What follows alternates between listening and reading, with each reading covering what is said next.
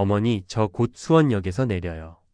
KTX 객실안 노트북 화면에 AI 기반 스마트 계약 플랫폼이라는 글자가 선명했습니다. 옆자리 남자의 손이 멈췄지요. 커피 잔을 든 채로 김태준 53세. 그는 25년 만에 자신이 버린 가족과 마주하게 됩니다. 단 한 번의 KTX 탑승으로 지금 잠시 구독과 좋아요를 눌러주시면 다음 이야기들이 편하게 도착합니다. 알림 설정까지 해두시면 이어지는 장면을 놓치지 않습니다. 청년의 통화가 이어졌습니다. 네, 장학금 감사 인사는 다음 주에 할게요. 태준의 심장이 뛰었습니다. 10년 전부터 그가 익명으로 보낸 장학금. 수신자는 단 한 명이었지요. 이준혁. 25년 전 두 돌베기였던 아들의 이름. 정 교수님, 네, 이준혁입니다. 커피 잔이 흔들렸습니다. 태준은 숨을 참았지요. 정민호 교수. 대학 선배이자 태준이 도망칠 때 유일하게 사정을 알았던 사람. 청년이 노트북을 닫았습니다. 옆 얼굴이 보였지요. 코에 선, 집중할 때 입술을 깨무는 버릇. 태준은 20대 시절 자신의 사진을 떠올렸습니다. 똑같았지요. 15분 후 수원역 도착 안내가 나왔습니다. 태준은 창밖을 응시했습니다. 2000년 IMF 직후였지요. 다단계 투자 사기로 8천만 원 빚더미. 채권자들의 협박 전화. 그는 가족을 두고 중국행 배에 올랐습니다. 메모 한 장만 남긴 채 15년 후 귀국했을 때 수원시장에 수진인의 밑반찬 간판이 걸려 있었지요. 박수진, 그의 아내. 유리창 너머로 반찬을 담는 그녀를 본 순간 태준은 발길을 돌렸습니다. 10년 전부터는 익명으로 장학금을 보냈습니다. 아들의 대학 등록금, 생활비. 하지만 단 한 번도 얼굴을 보지 못했지요. 수원역 도착 방송이 울렸습니다. 청년이 일어났습니다. 가방을 챙기며 복도로 나갔지요. 태준도 따라 일어섰습니다. 대전이 목적지였지만 그는 수원역 개찰구를 빠져나갔습니다. 50m 뒤에서 청년을 따랐지요. 시장 방향이었습니다. 골목이 좁아졌고 반찬 냄새가 퍼졌습니다. 수진이네 밑반찬. 간판이 보였습니다. 청년이 가게 안으로 들어갔지요. 유리창 너머로 여자가 보였습니다. 반찬통을 닫고 있었지요. 흰머리가 섞인 머리, 주름진 손. 하지만 눈빛은 여전히 단단했습니다. 박수진. 청년이 들어서자 그녀가 웃었습니다. 준혁아 왔니? 태준은 골목 모퉁이에 몸을 숨겼습니다. 손이 떨렸지요. 준혁이 앞치마를 두르며 반찬통을 나르기 시작했습니다. 수진이 그의 머리를 쓰다듬었지요. 오늘 연구실은? 교수님이 일찍 가도 된다고 하셨어요. 태준은 그 장면을 5분간 지켜봤습니다. 가슴이 터질 것 같았지요. 휴대폰을 꺼냈습니다. 연락처에서 정민호 교수를 찾았습니다. 10년 만에 누르는 번호였지요. 신호음이 3번 울렸습니다. 여보세요? 태준은 입을 열었지만 목소리가 나오지 않았습니다. 3초의 침묵 끝에 그가 말했지요. 형, 저 태준입니다. 전화 너머로 숨소리가 들렸습니다. 정 교수의 목소리가 낮게 깔렸지요. 태준이 어디야? 수원역입니다. 방금 준혁이를 봤습니다. 침묵이 흘렀습니다. 3초, 5초. 알고 있네? 태준의 손이 떨렸습니다. 뭘 알고 계신 겁니까? 오늘 저녁 6시 수원역 광장으로 나오게. 자네가 만나야 할 사람들이 있네? 전화가 끊겼습니다. 태준은 휴대폰을 쥔 채 그 자리에 서 있었습니다. 가게 안에서 준혁의 웃음소리가 들렸지요. 수진이 무언가 말하는 소리도. 그는 발길을 돌렸습니다. 하지만 열걸음도 가지 못하고 멈춰섰지요. 골목 입구에서 누군가 그를 지켜보고 있었습니다. 정민호 교수였습니다. 태준이 자네? 태주는 고개를 숙였습니다. 무릎이 꺾일 것 같았지요. 형, 저는 아직 준비 안 됐다고? 25년이 지났네? 정 교수가 한 걸음 다가왔습니다. 수진이도 준혁이도 모두 알고 있어. 자네가 보낸 장학금, 10년 전부터 귀국한 것도, 시장 앞을 서성인 것도. 태준의 눈시울이 붉어졌습니다. 그럼 왜 아무 말도 때를 기다렸지. 준혁이가 성인이 될 때까지. 그리고 자네가 돌아올 때까지. 정 교수가 명함을 꺼냈습니다. 뒷면에 손글씨로 주소가 적혀 있었지요. 오늘 저녁 6시. 여기로 오게. 더 이상 도망치지 말고. 명함을 건네고 교수는 돌아섰습니다. 태주는 명함을 쥔 채 그 자리에 서 있었습니다. 손이 떨렸고 등에 땀이 흘렀지요. 가게 안에서 준혁이 나왔습니다. 쓰레기 봉투를 들고 태준과 불과 5m 거리였습니다. 준혁이 고개를 들었습니다. 두 사람의 시선이 마주쳤습니다. 3초간의 침묵. 준혁이 먼저 고개를 돌렸습니다. 쓰레기를 버리고 다시 가게 안으로 들어갔지요. 태주는 그 자리에 얼어붙어 있었습니다. 준혁이 자신을 알아본 걸까요? 아니면 그냥 지나가는 사람으로 본 걸까요? 명함 속 주소를 다시 들여다봤습니다. 수원역 광장, 오후 6시. 시계를 봤습니다. 4시간 남았지요. 태주는 천천히 걸음을 옮겼습니다. 역 방향이 아니었습니다. 시장 반대편 골목으로. 그곳에는 작은 찜질방이 있었지요. 그는 안으로 들어가 구석 자리에 앉았습니다. 4시간. 25년을 결정할 4시간이 시작되었습니다. 찜질방 구석. 태주는 벽에 기댄 채 눈을 감았습니다. 준혁의 얼굴이 떠올랐지요. 5m 거리에서 마주친 그 눈빛. 분명 자신을 봤습니다. 하지만 아무 반응이 없었지요. 모르는 걸까요? 아니면 이미 알고 있었던 걸까요? 휴대폰이 울렸습니다. 회사 이사 번호였지요. 사장님, 오후 미팅이 30분 남았는데 아직 안 오셨습니다. 투자사 쪽에서 계속 연락이 오는데요. 태주는 한숨을 쉬었습니다. 오늘 미팅 취소하게 급한 일이 생겼어. 네? 하지만 이 건은 50억 규모. 취소라고 했어. 전화를 끊었습니다. 50억? 회사 입장에서는 큰 금액이었지요. 하지만 지금 태준에게는 6시간 후의 약속이 더 중요했습니다. 25년 만의 재회. 그 무게 앞에서 50억은 아무것도 아니었지요. 태준은 눈을 떴습니다. 천장을 응시하며 과거를 떠올렸지요. 2000년 3월. 당시 그는 28세였습니다. 중소기업 IT팀에서 일했고 수진과 결혼한 지 3년째였지요. 아들 준혁이 두 돌이었습니다. 친구 하나가 찾아왔습니다. 형, 대박 투자처 있어.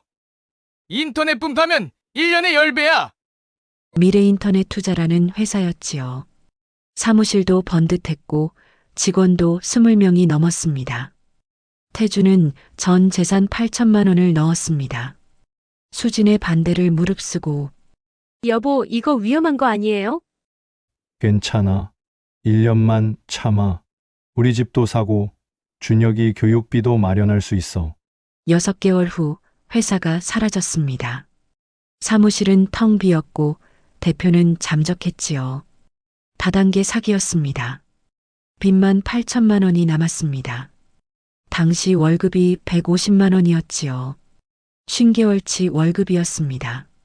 채권자들이 찾아왔습니다. 집 앞에서 고함을 쳤고 협박 전화가 매일 걸려왔지요. 김태준 씨, 이번 주 안에 2천만 원 안 갚으면 당신 와이프한테 연락하겠습니다. 수지는 울었습니다. 준혁을 안고 당신 우리 어떡해요? 태주는 답할 수 없었습니다. 방법이 없었지요. 어느 새벽 태주는 결정했습니다. 도망치기로 메모 한 장을 썼습니다. 미안해. 빚은 내가 책임질게. 나를 잊고 살아. 그리고 중국행 배에 올랐습니다. 칭다오에 도착한 태주는 지옥을 경험했습니다. 중국어를 못했고 비자도 불법이었지요. 공장에서 하루 14시간 일했습니다. 시간당 3위안, 하나로 500원이었지요. 밤에는 한국 식당에서 설거지를 했습니다. 손은 갈라지고 등은 굽었습니다. 잠은 하루 4시간. 3년이 지나자 몸이 망가졌습니다. 허리 디스크가 왔고 손목 터널 증후군이 생겼지요. 하지만 그만둘 수 없었습니다. 빚을 갚아야 했으니까. 5년째 태주는 중고 컴퓨터 판매를 시작했습니다. 공장 일로 모은 돈 2천만 원으로 작은 가게를 열었지요. 운이 좋았습니다. 당시 중국은 IT 붐이었고 한국산 중고 PC 수요가 많았습니다. 3년 만에 가게는 3개로 늘었고 직원도 10명이 됐지요. 10년째 태주는 IT 솔루션 회사를 차렸습니다. 한국 기업들의 중국 진출을 돕는 시스템 개발이 주력이었지요. 사업은 번창했습니다. 연 매출 10억 위안, 하나로 200억이었습니다. 2015년 태주는 한국으로 돌아왔습니다. 빚은 모두 갚았고 통장에는 수십억이 있었지요. 하지만 수진과 준혁 앞에 나타나지 못했습니다. 부끄러웠습니다. 15년 동안 한 통의 전화도 한 장의 편지도 보내지 않았던 자신을 용서할 수 없었지요. 대신 태주는 멀리서 지켜봤습니다. 정민호 교수를 통해 소식을 들었습니다. 수진이 수원시장에서 반찬 가게를 한다는 것, 준혁이 고등학교에 다닌다는 것. 2015년 어느 토요일 태주는 수원시장을 찾았습니다. 수진이네 밑반찬, 간판이 보였지요. 유리창 너머로 수진이 반찬통을 닫고 있었습니다. 그녀는 야위었지만 눈빛은 단단했습니다. 손님들에게 웃으며 반찬을 건넸지요. 태주는 30분간 그 자리에 서 있었습니다. 들어갈 용기가 없었습니다. 그해 가을, 준혁이 대학에 합격했다는 소식을 들었습니다. 공과대학 컴퓨터공학과였지요. 태주는 익명으로 장학금을 보냈습니다. 학교 장학재단을 통해 1년에 2천만 원씩, 대학 4년 그리고 대학원까지 총 1억 원을 보냈습니다. 한 번도 얼굴을 보지 못한 채 2020년 태주는 판교에 회사를 차렸습니다. 태준 시스템, 직원 10명, 연 매출 100억 규모였지요. 성공한 사업가로 불렸습니다. 업계 세미나에 초청받았고 언론 인터뷰도 했습니다. 하지만 행복하지 않았습니다. 판교 오피스텔 40평대 공간. 혼자 살았지요. 냉장고에는 편의점 도시락만 있었고 거실에는 소파 하나뿐이었습니다. 밤마다 소주를 마셨습니다. 혼자서 성공했네. 김태준. 스스로에게 말했지요. 50억 매출. 직원 50명. 대단하지. 하지만 공허했습니다. 가족이 없는 성공은 의미가 없었습니다. 어느 날 회사 직원이 물었습니다. 사장님 결혼 안 하세요? 나이가? 했어. 오래전에. 아, 그럼 이혼하셨나요? 태주는 대답하지 않았습니다. 이혼도 아니었고 사별도 아니었지요. 그냥 도망친 것이었습니다. 2024년 어느 날 정민호 교수가 연락했습니다. 태준이, 준혁이가 우리 연구실에 들어왔네. 대학원생으로. 태주는 숨이 멎었습니다. 형, 제가 보낸 장학금 혹시 알고 있어. 준혁이도 수진이도 뭐라고요? 10년 전부터 알았지. 은행 계좌 추적은 어렵지 않았어. 수진이가 나한테 편지를 보냈네. 만약 그 사람이 돌아오면 준혁이가 성인이 되고 나서 만나게 해달라고. 태주는 전화기를 떨어뜨릴 뻔했습니다. 그럼 왜 아무 말도 때를 기다린 거야. 준혁이가 혼란스러워하지 않도록. 그리고 자네가 준비될 때까지. 저는 준비된 적이 없습니다. 아니야. 10년 동안 장학금 보내고 시장 앞 서성인 게 다 준비 과정이었네. 이제 마지막 한 걸음만 남았어. 전화를 끄는 태주는 사무실 창밖을 바라봤습니다. 판교의 고층 빌딩들, 자신이 쌓아 올린 성공의 상징들. 하지만 정작 가장 중요한 것은 쌓지 못했지요. 찜질방 시계를 봤습니다. 오후 4시, 이 시간 남았습니다. 태주는 일어났습니다. 세면대 앞에 섰지요. 거울 속 자신의 얼굴을 봤습니다. 53세, 흰머리가 섞였고 주름이 깊어졌습니다. 25년이 얼굴에 새겨져 있었지요. 김태준, 스스로에게 말했습니다. 오늘 내가 나타나면 모든 게 바뀌어. 회사도 삶도 모든 게. 거울 속 자신이 답했습니다. 바뀌지 않으면 너는 평생 후회하며 살 거야. 태주는 세수를 했습니다. 찬물로. 그리고 찜질방을 나왔습니다. 수원역 광장으로 향했지요. 걸으며 생각했습니다. 준혁이는 나를 용서할까? 수진이는 나를 받아들일까? 아니면 두 사람 모두 나를 거부할까? 답은 이 시간 후에 알게 될 것입니다. 하지만 한 가지는 확실했습니다. 더 이상 도망칠 수 없다는 것. 광장이 보였습니다. 벤치 하나가 있었고 그 옆에 가로등이 서 있었지요. 태주는 벤치에 앉았습니다. 담배를 꺼냈습니다. 손이 떨려서 라이터를 3번이나 떨어뜨렸지요. 오후 5시 50분. 10분 남았습니다. 멀리서 누군가 걸어오는 것이 보였습니다. 정민호 교수였습니다. 혼자가 아니었습니다. 옆에 청년이 함께 걸어오고 있었지요. 준혁이었습니다. 태준은 일어섰습니다. 다리가 떨렸습니다. 준혁이 태준을 봤습니다. 표정이 굳었지요. 10m, 5m, 3m. 두 사람이 마주 섰습니다. 25년의 거리가 3m로 좁혀졌습니다. 준혁이 입을 열었습니다. 당신이 목소리가 떨렸지요. 태주는 대답하지 못했습니다. 정민호 교수가 두 사람 사이에 섰습니다. 태준이 준혁아. 앉자. 이야기 좀 하자. 하지만 준혁은 움직이지 않았습니다. 그의 눈빛은 차가웠고 주먹은 쥐어져 있었지요. 태주는 그 눈빛을 견딜 수 없었습니다. 25년 만에 마주한 아들의 눈빛. 그 안에는 분노와 슬픔과 그리고 물음표가 가득했습니다. 당신이 제 아버지라고요? 준혁의 목소리가 광장에 울렸습니다. 태주는 고개를 들지 못했습니다. 그래, 한 단어였지요. 준혁이 가방에서 서류 봉투를 꺼냈습니다. A사 용지 여러 장이 들어 있었습니다. 이거 보세요. 첫 장을 펼쳤습니다. 은행 송금 내역서였지요. 익명 후원자 이준혁. 매년 2천만 원. 2015년 2024년. 10년 동안 받았습니다. 누군지 모르고. 두 번째 장을 펼쳤습니다. 장학재단 문서였습니다. 기부자 정보 김태준. 주민등록번호 72만 315-XXXXXXX. 작년에 재단 담당자가 실수로 보냈어요. 기부자 명단이 첨부된 이메일을. 세 번째 장.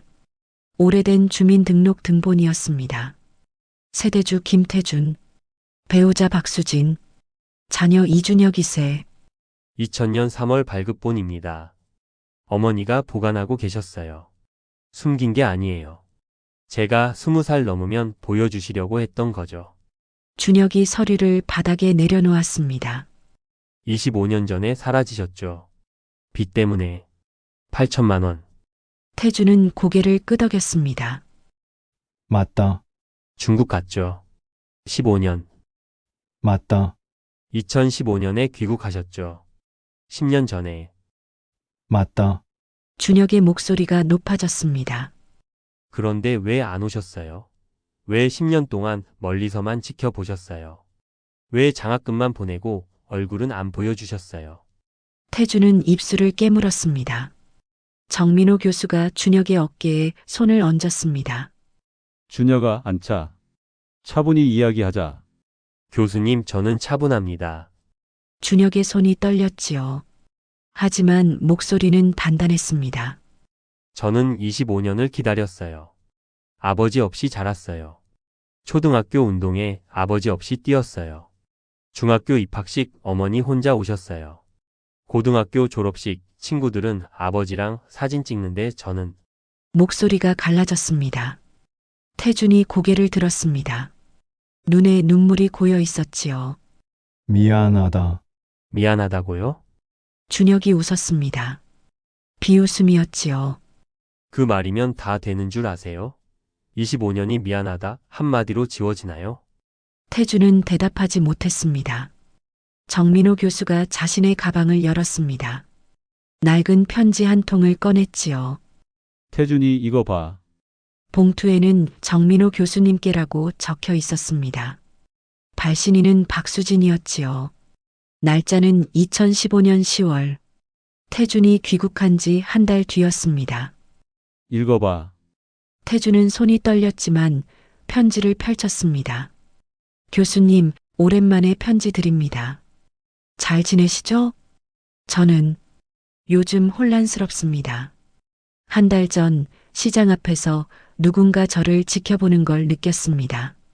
처음엔 기분 탓인 줄 알았는데 계속 보이더군요. 그 사람 뒷모습이 낯익었습니다. 25년 전 떠난 사람과 닮아 있었죠. 교수님, 제가 이상한 건가요? 25년이 지났는데 아직도 그 사람을 기억하는 게. 준혁이는 이제 고3입니다. 대학 가려고 열심히 공부하고 있어요. 착한 아이죠. 아버지 없이 자랐지만 삐뚤어지지 않았습니다. 정말 만약에 그 사람이 돌아왔다면 교수님께 부탁 하나 드리고 싶습니다. 준혁이가 성인이 되고 나서 만나게 해주세요. 그 전에는 안 됩니다.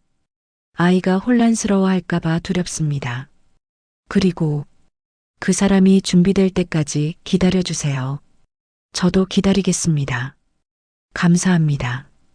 박수진 올림. 태주는 편지를 읽으며 눈물을 흘렸습니다. 수진이가 알고 있었어? 응. 10년 전부터. 정민호 교수가 말을 이었습니다. 자네가 시장 앞에 설 때마다 수진이는 가게 안에서 지켜봤네. 나가고 싶었지만 참았어. 준혁이 때문에. 준혁이 편지를 받아들었습니다. 어머니의 글씨를 보며 입술을 깨물었지요. 어머니가 이런 걸 쓰셨구나. 2년 전에도 편지가 왔어. 정민호 교수가 두 번째 편지를 꺼냈습니다. 교수님, 준혁이가 대학원생이 됐습니다. 교수님 연구실에서 공부하게 됐다니 정말 감사합니다. 아이가 많이 컸습니다. 이제 어른이 됐어요. 책임감도 생겼고 판단력도 좋아졌습니다. 때가 됐다고 생각합니다. 그 사람이 돌아온다면 이제는 만나게 해주세요. 저도 준비됐습니다. 준혁이도 알아야 할 때가 됐습니다. 교수님, 그 사람에게 전해주세요. 도망치지 말고 이제 책임지라고. 박수진 올림. 준혁은 두 번째 편지를 읽으며 고개를 떨궜습니다. 어머니가 이렇게까지. 태주는 편지를 쥔 채 무릎을 꿇었습니다. 광장 한가운데 지나가는 사람들이 돌아봤지만 신경 쓰지 않았지요. 수진아, 미안해. 정말 미안해. 준혁이 태준을 내려다봤습니다. 일어나세요. 무릎 꿇는다고 해결되는 게 아니에요. 알아.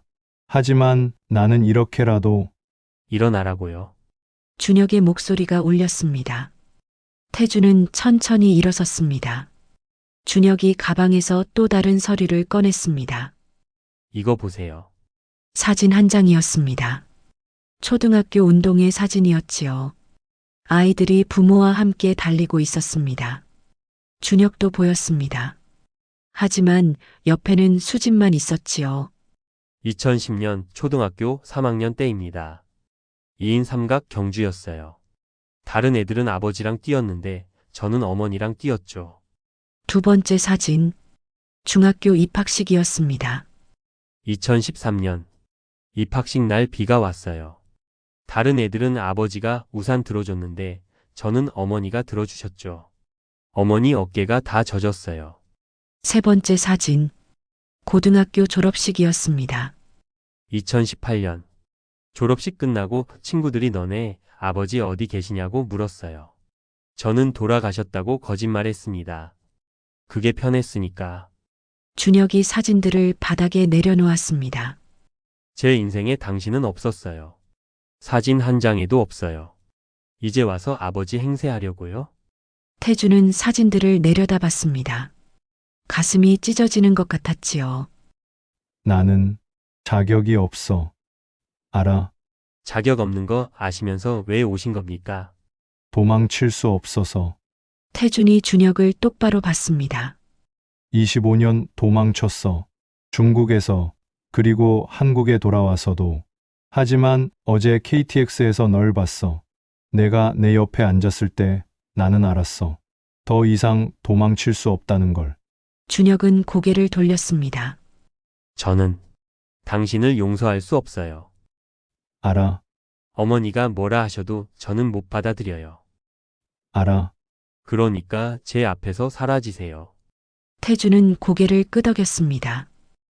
알았어. 그렇게 할게. 정민호 교수가 말렸습니다. 태준아, 잠깐.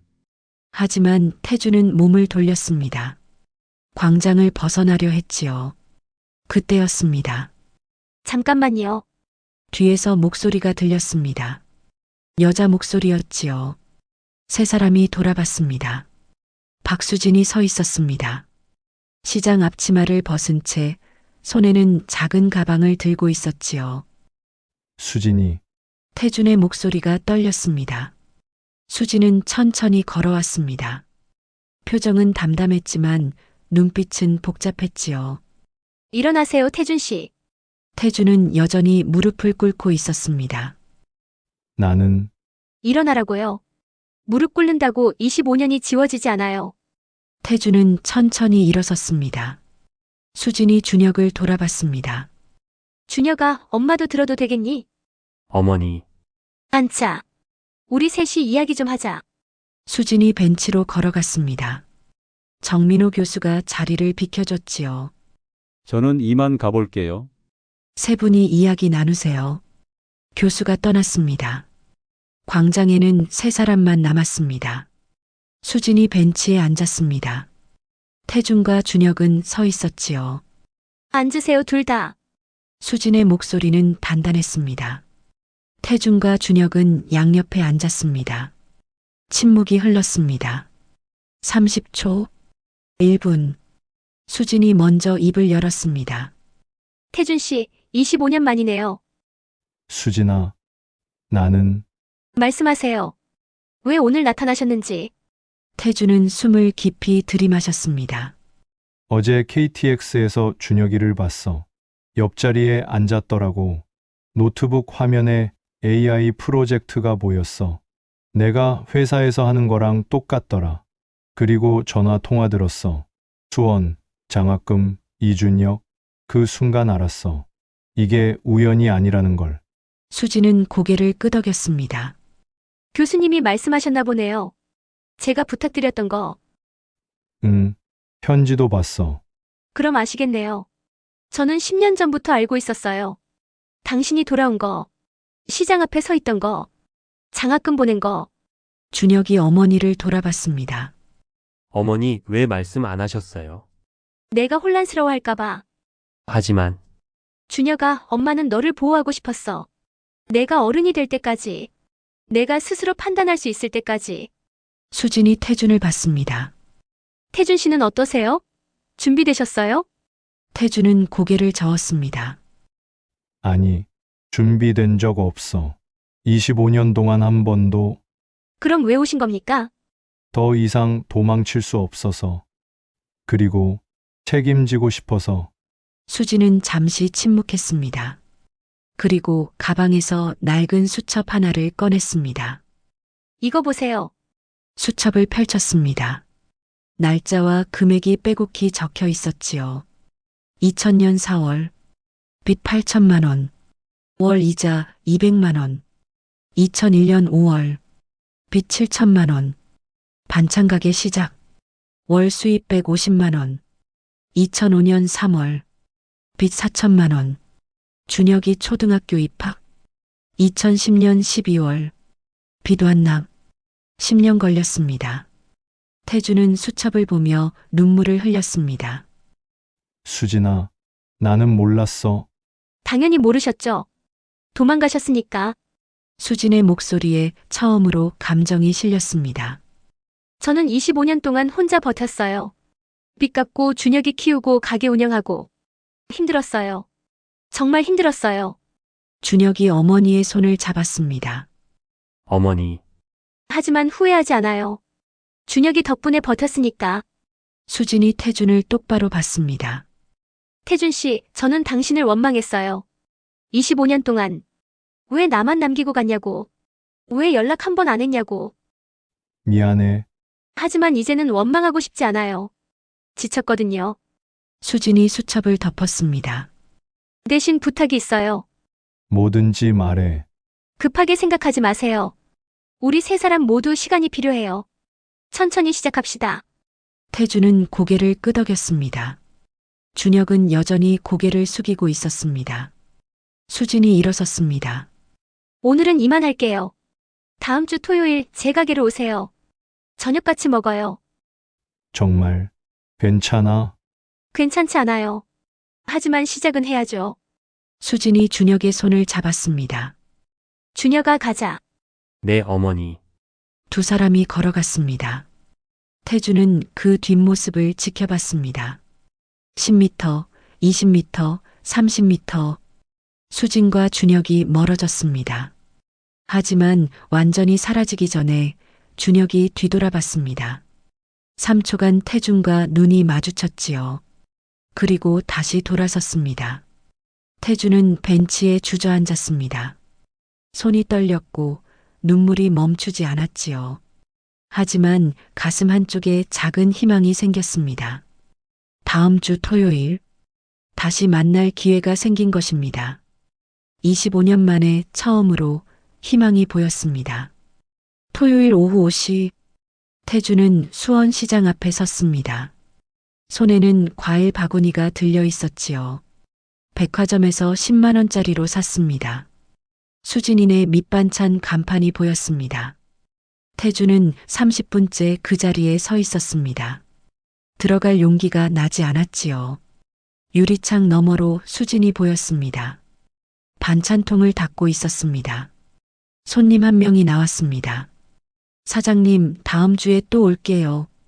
수진이 웃으며 손을 흔들었지요. 태주는 숨을 깊이 들이마셨습니다. 그리고 문을 밀었습니다. 딸랑. 문벨이 울렸습니다. 수진이 고개를 들었습니다. 태준과 눈이 마주쳤지요. 오셨네요. 응. 이거 받아줘. 과일 바구니를 내밀었습니다. 수진은 잠시 망설이다 받았습니다. 비싼 거 사오지 말라고 했는데. 미안해. 뭘 사야 할지 몰라서. 괜찮아요. 고마워요. 수진이 바구니를 카운터에 놓았습니다. 2층으로 올라오세요. 준혁이 기다리고 있어요. 2층은 작은 거실과 주방이었습니다. 준혁이 소파에 앉아 노트북을 보고 있었지요. 태준이 올라오자 고개를 돌렸습니다. 표정은 굳어 있었습니다. 앉으세요. 준혁이 소파 반대편을 가리켰습니다. 태준은 조심스럽게 앉았습니다. 2m 거리였지요. 수진이 주방에서 나왔습니다. 저녁 준비할게요. 두 분 이야기 좀 나누세요. 어머니 저는 준혁아, 엄마 말 들어. 이야기 좀 해봐. 수진이 주방으로 돌아갔습니다. 침묵이 흘렸습니다. 30초, 1분. 태준이 먼저 입을 열었습니다. 내가 뭘 공부하고 있는지 들었어. AI 기반 스마트 계약. 네. 회사에서도 비슷한 프로젝트 하고 있어. 블록체인 활용해서. 알아요. 교수님한테 들었어요. 그래. 혹시 내가 도움될 수 있으면 필요 없어요. 준혁의 목소리는 차갑게 잘렸습니다. 저는 스스로 할 수 있어요. 25년 동안 혼자 해왔으니까. 태준은 고개를 끄덕였습니다. 알았어.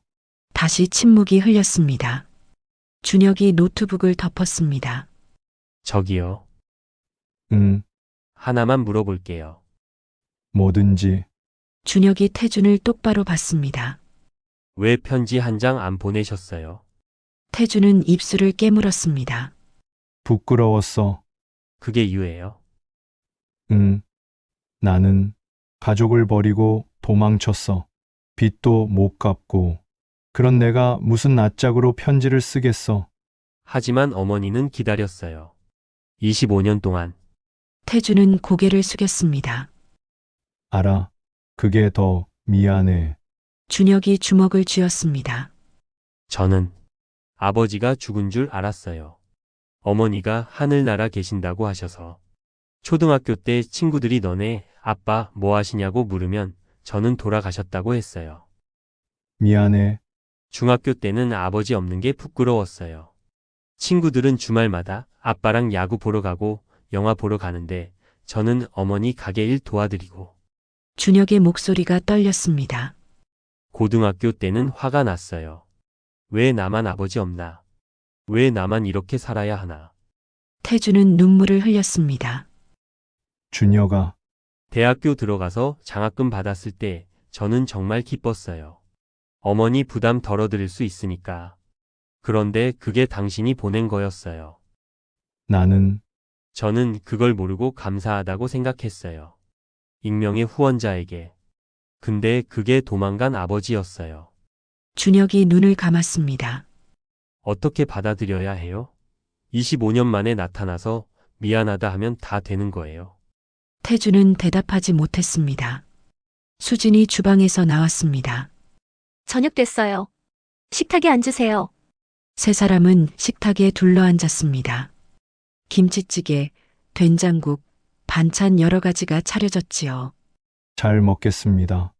태준이 조심스럽게 말했습니다. 숟가락을 들었지만 음식이 넘어가지 않았습니다. 수진이 밥을 먹으며 말했습니다. 태준 씨, 준혁이가 화낸 거 이해하시죠? 당연하지. 근데 오해 하나는 풀고 싶어요. 오해? 수진이 숟가락을 내려놓았습니다. 준혁아, 내가 중학교 때 아버지 없는 게 부끄럽다고 했지? 네. 엄마는 내가 그렇게 느낄까봐 무서웠어. 그래서 거짓말했어.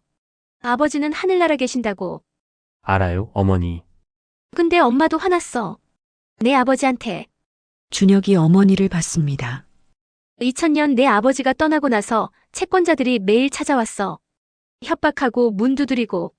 엄마는 무서웠어. 너를 안고 화장실에 숨었지. 태준은 수저를 놓았습니다. 그런 일이 3개월 동안 그랬어요. 빚쟁이들이 김태준 어디 갔냐고 소리치고. 엄마는 모른다고만 했어. 수진의 목소리가 떨렸습니다. 결국 엄마가 빚을 떠안았어. 8천만 원. 월 이자만 200만 원이었어. 수진아. 나는 당신은 몰랐겠죠? 중국에 있었으니까. 수진이 준혁을 봤습니다. 준혁아, 엄마가 왜 반찬 가게 시작했는지 알아? 생계 때문 아니에요. 맞아. 근데 그것만은 아니야. 엄마는 너한테 우리 엄마는 강하다는 걸 보여주고 싶었어. 아버지 없어도 우리는 살 수 있다고. 준혁은 눈물을 닦았습니다. 수진이 태준을 봤습니다. 태준 씨는요? 나는 왜 15년 동안 연락 안 하셨어요? 태준은 숨을 깊이 들이마셨습니다. 처음 3년은 살기 바빴어. 공장에서 하루 14시간 일하고 밤에는 설거지하고 연락할 여유가 없었어. 그 다음은요? 돈이 좀 모였어. 5년째부터 그때 편지 쓰려고 했어. 근데 쓸 수가 없더라. 뭐라고 써야 할지. 수진이 고개를 끄덕였습니다. 그래서 10년을 더 보낸 거예요? 아니, 10년째 되니까 두려워졌어. 지금 돌아가면 받아줄까? 그 생각만 들었어. 결국 15년 만에 돌아오셨죠. 2015년에 빚은 다 갚을 돈이 생겼어. 그래서 한국 왔어. 태준이 수진을 봤습니다. 근데 너희 앞에 나타날 수가 없었어. 15년이나 버려놓고 이제 와서 돌아왔다고 말이 안 되더라. 그래서 10년을 더 숨어 계셨어요? 미안해. 수진은 잠시 침묵했습니다. 그리고 조용히 말했습니다. 태준 씨, 저는 당신을 용서할 수 없어요. 아직은. 알아. 하지만 기회는 드릴게요. 천천히. 태준은 고개를 숙였습니다. 고마워. 준혁이 입을 열었습니다. 저도요. 태준이 아들을 봤습니다. 저도 용서 못해요. 아직은. 알아. 하지만 알고는 싶어요. 당신이 어떤 사람인지. 태준의 눈에 눈물이 고였습니다. 고맙다. 식사가 끝났습니다. 세 사람은 설거지를 함께 했습니다. 태준이 그릇을 닦고 수진이 헹구고 준혁이 정리했지요. 예전에도 이렇게 했었나요? 준혁이 물었습니다. 수진이 웃었습니다. 했지. 내가 2살 때. 내 아버지가 그릇 닦고 엄마가 헹구고. 넌 옆에서 놀았어. 기억 안 나요. 당연하지. 너무 어렸으니까. 태준이 마지막 그릇을 닦으며 말했습니다. 수진아, 내가 가게 일 도와줄 수 있을까? 네. 주말에 시간 있어. 배달이나 설거지나 뭐든지. 수진은 잠시 생각했습니다. 글쎄요. 부담 주려는 게 아니야. 그냥 뭐라도 하고 싶어. 준혁이 끼어들었습니다. 어머니 주문 관리 시스템 필요하시잖아요. 요즘 배달 주문 많아지셨다고. 그렇긴 한데. 태준이 말했습니다. 내가 만들어줄 수 있어. 간단한 앱, 주문받고 재고 관리하고. 그게 가능해요? 내 전문이야. 일주일이면 돼. 수진은 고개를 끄덕였습니다. 그럼. 부탁드릴게요. 고마워. 준혁이 태준을 봤습니다. 저도 하나 부탁할게요. 뭐든지. 제 연구 좀 봐주세요. 계약 검증 알고리즘인데 속도 문제가 있어요. 태준은 놀랐습니다. 정말 내가 봐도 돼? 회사에서 비슷한 거 하신다고 했잖아요.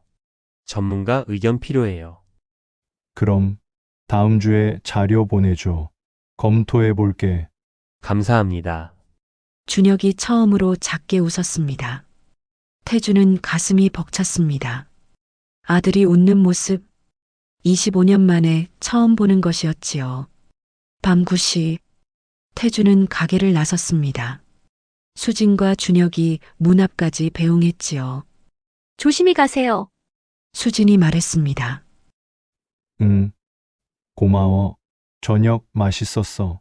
다음 주 토요일에도 오세요. 정말 네. 시스템 개발 진행 상황도 봐야 하고. 태준은 고개를 끄덕였습니다. 준혁이 말했습니다.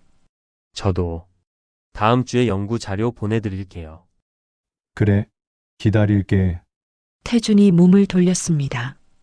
10걸음쯤 걸었을 때 뒤에서 목소리가 들렸습니다. 저기요. 준혁이었습니다. 태준이 돌아봤습니다. 응? 다음 주에 제 연구실 구경하실래요? 교수님도 오시라고 하셨어요. 태준은 눈물이 날 것 같았습니다. 정말 가도 돼? 네, 토요일 오전에. 알았어. 꼭 갈게. 준혁이 작게 웃었습니다. 그리고 안으로 들어갔지요. 태준은 그 자리에 서서 가게를 바라봤습니다. 불이 켜진 2층 창문이 보였습니다. 수진과 준혁의 실루엣이 움직이고 있었지요. 25년 동안 자신이 없던 그 공간. 이제 조금씩 들어갈 수 있게 되는 것 같았습니다. 태준은 천천히 역으로 걸어갔습니다. 주머니에 휴대폰이 울렸습니다. 문자였습니다. 아버지, 연구 자료 보냈어요. 마이너스 준혁. 태주는 문자를 읽으며 멈춰 섰습니다. 아버지. 25년 만에 처음 받은 호칭이었습니다. 문자였지만 그 두 글자가 세상 무엇보다 소중했지요. 태주는 답장을 썼습니다. 고맙다. 잘 봤어. 내일 검토해서 보내줄게. 마이너스 아빠. 아빠. 25년 만에 처음 쓴 호칭이었습니다.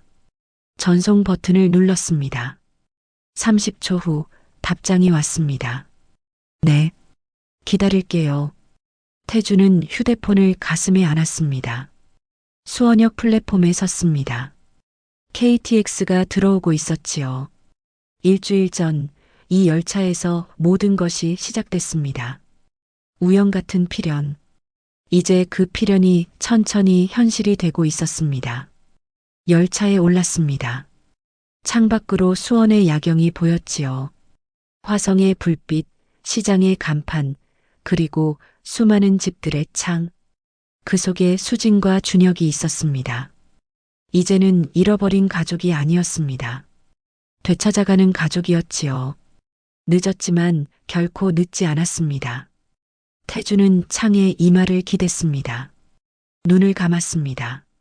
처음으로 편안한 잠이 올 것 같았습니다. 25년 만에 3개월 후 토요일 오전 10시 태주는 준혁의 연구실 앞에 섰습니다. 문패에 인공지능 연구실 마이너스 지도교수 정민호라고 적혀 있었지요. 노크를 했습니다. 들어오세요. 준혁의 목소리였습니다. 문을 열자 책상 6개가 놓인 공간이 보였습니다. 준혁이 노트북 앞에 앉아 있었지요. 왔어요? 늦었니? 아니요. 딱 맞춰 오셨어요. 준혁이 일어나 의자를 내주었습니다. 여기 앉으세요. 제 연구 보여드릴게요. 화면에 복잡한 코드가 펼쳐져 있었습니다. 이게 계약 검증 알고리즘이에요. 블록체인 기반으로 만들었는데 속도가 문제였어요. 아버지가 지난주에 제안하신 병렬 처리 방식 적용했더니 30% 빨라졌어요. 태주는 코드를 살펴봤습니다. 구조가 깔끔하네. 내가 다 짠 거야? 대부분요. 교수님이 검수해 주셨고, 대단한데. 이 정도면 상용화 가능해. 준혁이 웃었습니다. 그렇게 말씀해 주시니 자신감 생겨요. 태주는 아들의 옆 얼굴을 봤습니다. 집중할 때 입술을 깨무는 버릇. 자신과 똑같았지요. 3개월 전 수원역 광장에서 차갑게 대하던 준혁이 떠올랐습니다. 저는 당신을 용서할 수 없어요. 그때 그 말이. 하지만 지금은 달랐습니다. 아버지, 이 부분 어떻게 생각하세요? 자연스럽게 아버지라고 불렀습니다. 3개월, 12번의 만남.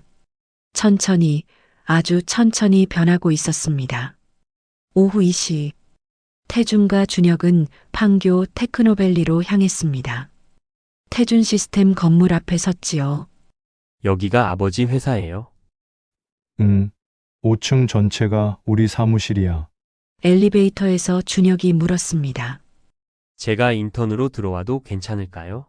폐 끼치는 건 아닐까요? 무슨 소리야? 내 실력이면 환영이지. 하지만 저는 사장님 아들이잖아요. 다른 직원들이 불편해할 것 같아요. 태준은 준혁의 어깨에 손을 얹었습니다. 준혁아, 너는 실력으로 인정받을 거야.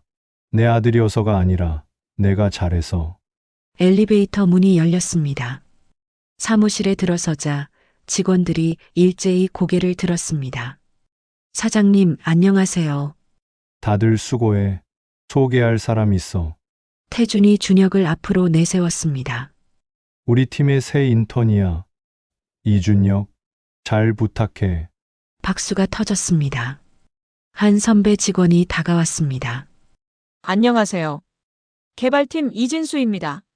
어느 학교 다니세요? 서울대 대학원 다니고 있습니다.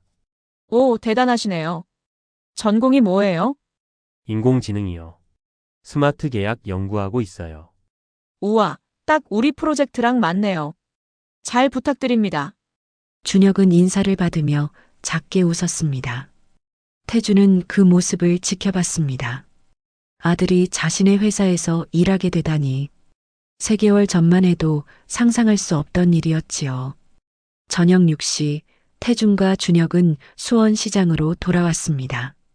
수진이네 밑반찬 앞에 택배 상자 하나가 놓여 있었지요. 어머니 왔어요. 준혁이 문을 열었습니다. 수진이 반찬통을 닦으며 웃었습니다. 왔니? 오늘 연구실은 어땠어? 좋았어요. 아버지가 코드 피드백 많이 해주셨어요. 그래. 태준 씨, 고마워요. 아니야. 준혁이가 워낙 잘해서 내가 배울 게 많더라. 태준이 택배 상자를 들었습니다. 이거 뭐야? 아, 태블릿이에요. 태준 씨가 만들어준 주문 시스템 쓸 거예요. 벌써 왔네. 설치해 줄게. 30분 후 시스템이 가동됐습니다.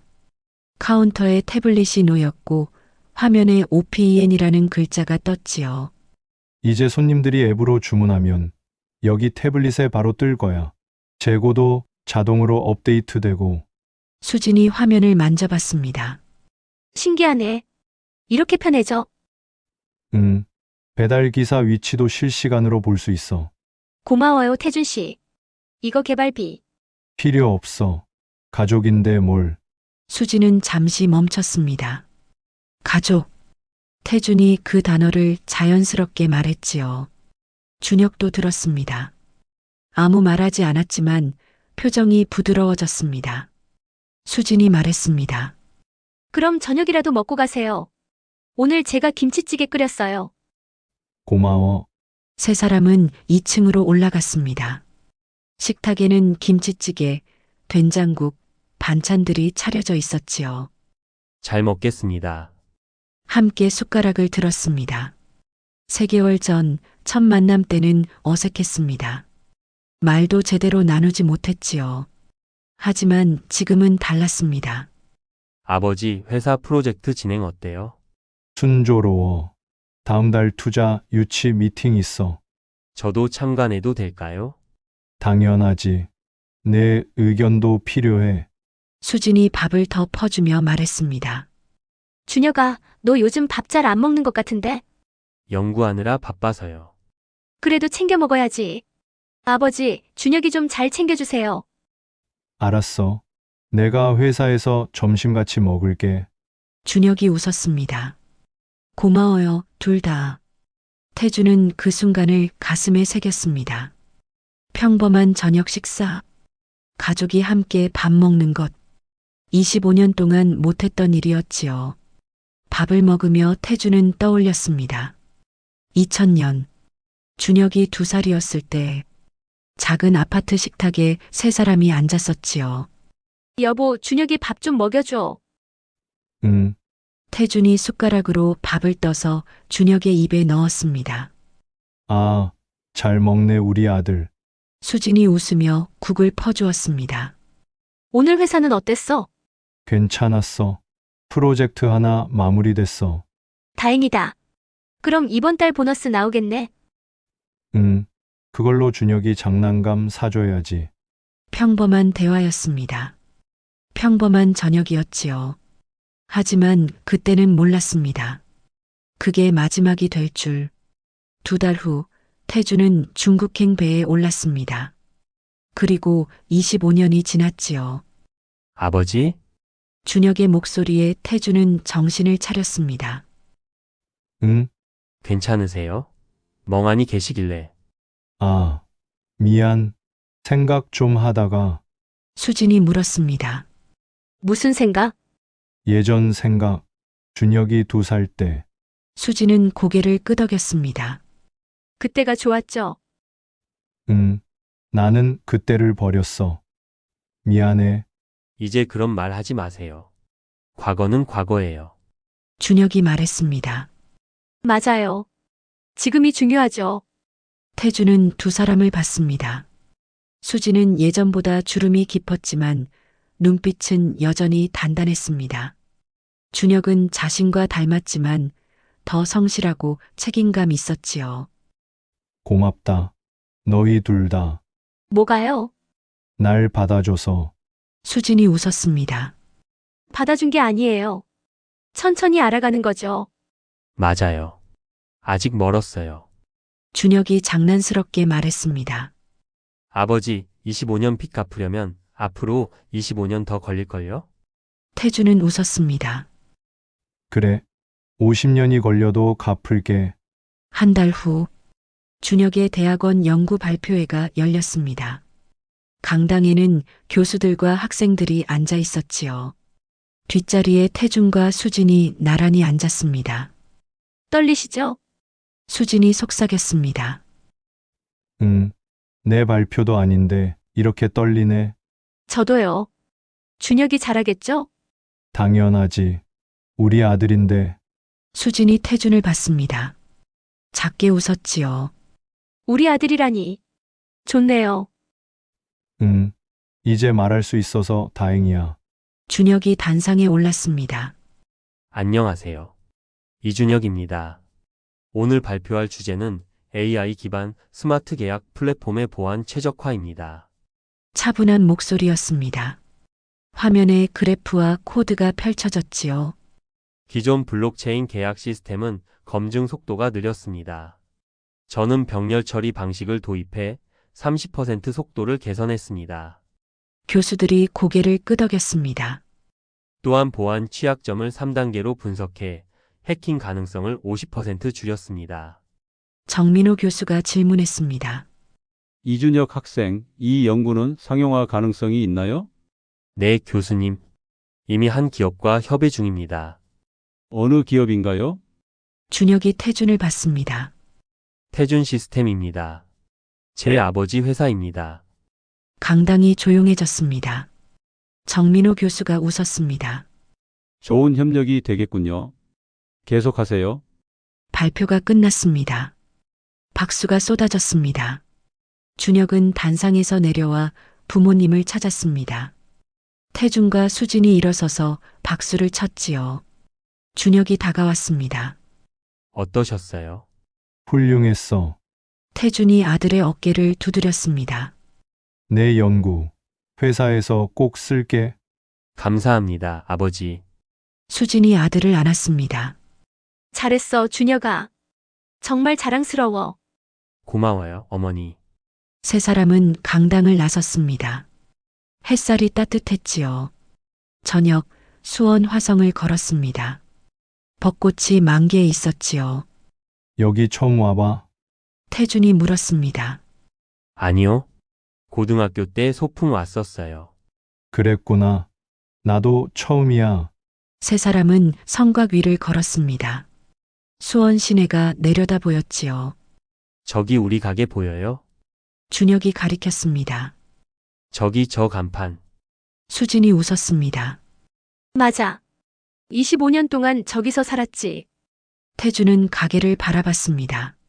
자신이 없던 그곳에서 수진과 준혁은 버텼습니다. 수진아, 네, 정말 미안해. 25년 동안 알아요. 용서해 줄 수 있어? 수진은 잠시 침묵했습니다. 그리고 조용히 말했습니다. 완전히는 아니에요. 아직도 화날 때 있어요. 왜 그때 도망갔냐고. 당연해. 하지만 노력하는 거 보여요. 3개월 동안. 고마워. 그래서 기회를 드리는 거예요. 천천히. 태준은 고개를 끄덕였습니다. 준혁이 말했습니다. 저도요. 태준이 아들을 봤습니다. 처음엔 정말 화났어요. 어떻게 25년을 버리고 갈 수 있냐고. 미안해. 하지만 아버지도 힘드셨을 거예요. 중국에서. 힘들었어.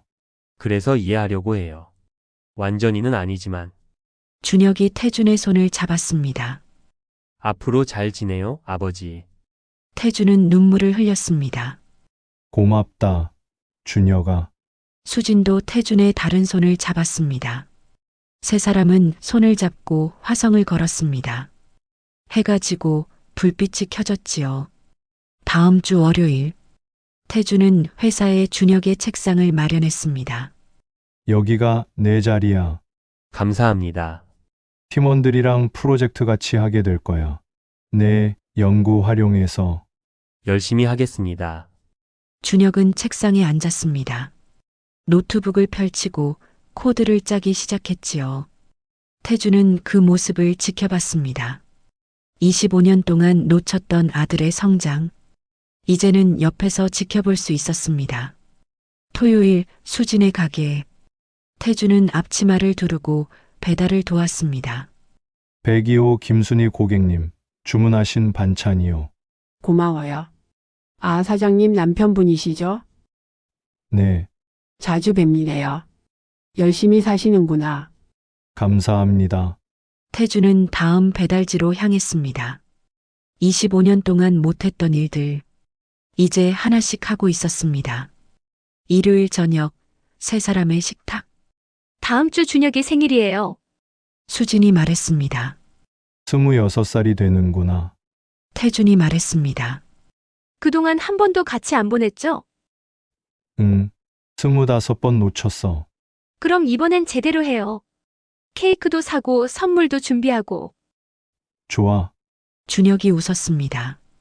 부담 갖지 마세요. 그냥 같이 밥 먹는 것만으로도 좋아요. 아니야. 제대로 할 거야. 태준이 달력을 펼쳤습니다. 준혁의 생일에 빨간색으로 동그라미를 쳤지요. 25년 만에 처음으로 아들의 생일을 함께 보내게 되었습니다. 생일날, 세 사람은 수원 화성 근처 레스토랑에 앉았습니다. 케이크에 촛불 26개가 켜졌지요. 축하해, 준혁아. 고마워요, 어머니. 아버지, 촛불을 끄고 케이크를 나눠 먹었습니다. 태준이 선물 상자를 내밀었습니다. 이거 받아줘. 준혁이 열어봤습니다. 노트북이었지요. 최신형, 연구할 때 쓰라고. 감사합니다. 그리고 이것도 두 번째 상자였습니다. 시계였지요. 25년 늦었지만 성인 선물이야. 준혁은 시계를 찾습니다. 평생 차고 다니게요. 세 사람은 웃었습니다. 창밖으로 화성의 야경이 보였습니다. 불빛이 따뜻했지요. 태주는 생각했습니다. 늦었지만 결코 늦지 않았다. 가족은 피가 아니라 함께 보내는 시간으로 만들어진다는 것을, 그리고 인생은 언제든 다시 시작할 수 있다는 것을. 1년 후 준혁은 태준 시스템의 정식 팀장이 되었습니다. 수진의 가게는 시스템 덕분에 매출이 50% 늘었고 태준은 매주 토요일 가게 일을 도왔습니다. 세 사람은 일요일마다 함께 저녁을 먹었고 때로는 여행도 다녔지요. 25년의 공백은 완전히 메워지지 않았습니다. 하지만 그것이 중요하지 않았습니다. 지금 이 순간을 함께하는 것, 그것이 진짜 가족이었으니까요. 용서는 한순간에 오지 않습니다. 속죄도 말 한마디로 끝나지 않습니다. 진짜 화해는 천천히 매일의 작은 선택 속에서 만들어집니다. 함께 밥을 먹는 것, 서로의 이야기를 듣는 것, 옆에 있어주는 것, 그것이 가족입니다. 늦었다고 생각할 때가 가장 빠른 때입니다. 인생의 두 번째 기회는 용기를 낸 사람에게만 찾아옵니다. 여러분의 인생에도 다시 시작할 수 있는 용기가 함께하기를 바랍니다. 오늘 이야기가 여러분의 마음에 작은 울림이 되었기를 바랍니다. 시청해 주셔서 감사합니다. 다음 이야기도 기대해 주세요. 구독, 좋아요, 알림 설정으로 응원해 주시면 더 좋은 이야기로 보답하겠습니다. 긴 시간 함께 해주셔서 진심으로 감사드립니다. 여러분, 지금까지 황금서재였습니다. 오늘도 행복하세요.